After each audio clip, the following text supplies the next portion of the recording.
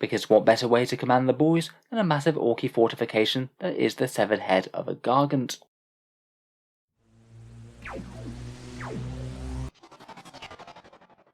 Hello and welcome back to Auspex Tactics, where today we're doing a unit review of the Big Ed Bossbunka, one of the slightly more unexpected datasheets to drop in the new Orc Codex. In the video we'll talk over its datasheet, a few potential buffs and synergies, and how I think it might be best to use them in game when people are able to get their hands on them. I do quite like the look of this thing as an orky fortification. Seems pretty appropriate as an orc tower that's in the same shape as a massive glyph, and I think it will look right at home at the centre of an orky army. So the Big Ed Bossbunka is a fortification choice for the orcs, and it's going to cost 80 points at base, or 5 power. Fairly cheap, and really quite easy to include in an orc army, as you can include the fortification detachment for free, as it will be the same faction as your warlord.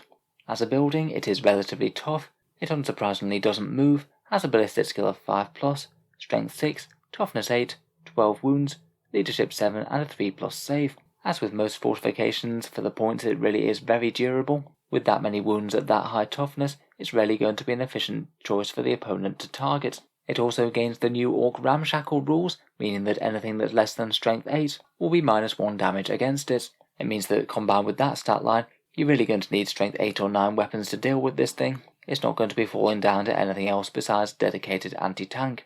Wargear wise, the bunker is armed with the Gaze of Gork and a big shooter, and if you want to upgrade it with more, then it can take an additional 3 big shooters as well. For me, on an immobile platform, I don't think it's really worth it, to be honest. They cost an extra 5 points each, and each one's only going to be averaging 1 extra hit on the enemy at range, provided they don't stray within 18 inches. I think it probably makes sense just to keep this one cheap, and spend the points for damage output elsewhere. That Gaze of Gork is the most interesting thing though. Presumably it's fired out of that massive eye, and you can choose to either fire it as a squint or glare mode. Squint is a short-ranged anti-tank shot, 18-inch range, heavy 1, strength 9, AP -4 and flat damage 3. It's quite an interesting profile in that it will auto-hit the thing that it targets, and then has one of those beam type rules where you draw a line between your target and every other enemy unit that it cuts through also gets an automatic hit as well. Power-wise, it's really not too bad on this much of a durable platform, and the ability to maybe hit multiple things is quite nice too. But really the range is going to be the thing that limits this. It's not going to have much choice of what it targets. Maybe might chip a few wounds off a vehicle or kill a heavy infantry model here and there. Its other option is the slightly longer ranged glare mode, that's 24 inches in range, and again this has another very interesting special rule, where it picks 1 point on the battlefield, and every enemy unit within 3 inches of that point gets hit by the full profile of this gun. Glare mode has heavy D6, strength 5, AP -1 and damage 1, and with an orky ballistic skill of 5+, that's not going to translate into many hits, around about 1 strength 5 AP -1 hit on each unit that gets caught in that area effect. Not enormous, but I suppose you might be getting at least 1 hit on a few different enemy units if they're at least somewhat bunched up. It might chip away a bit of damage here and there, but mainly I think you're buying this thing for the durability, not for being an efficient damage dealer. The big shooters have that 36-inch range, and are now new Daka weapons where they get 5 shots up close and 3 shots outside 18 inches, and keep the strength 5, AP 0 and damage 1. For transport capacity, the room inside one of these bunkers is actually quite a lot more generous than I was expecting.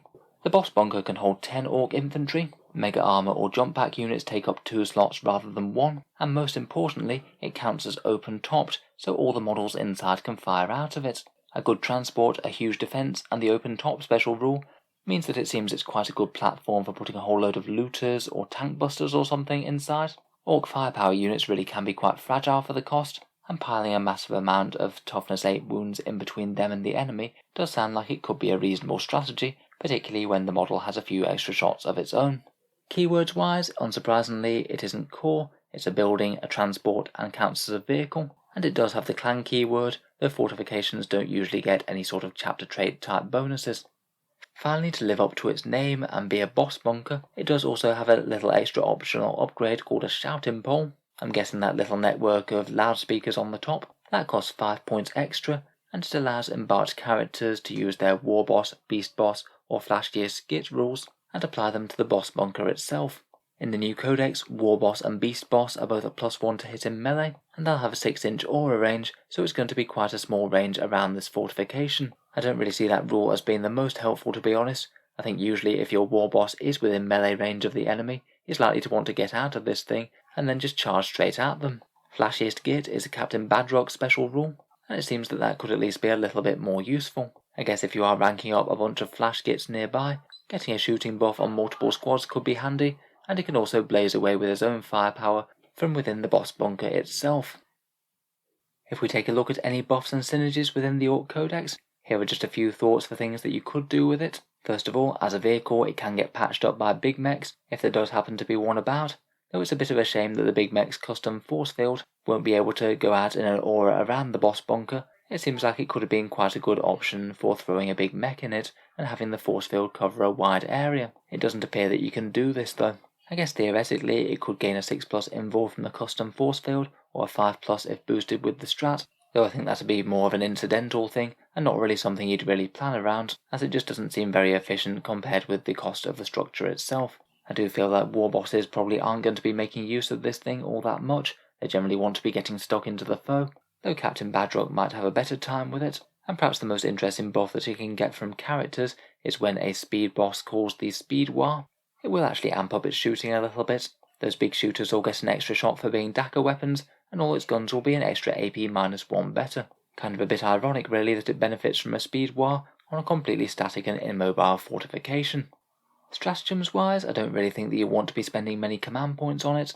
In another slightly weird interaction, it does appear that it might be able to use Careen. That's the 2 command point one that allows an Orc vehicle to move from one place to another before it dies. I guess maybe in the right circumstances that might allow you to get a squad out of it out of line of sight, and that might potentially be worth the 2 command points if I'm reading it right and the stratagem does work on it.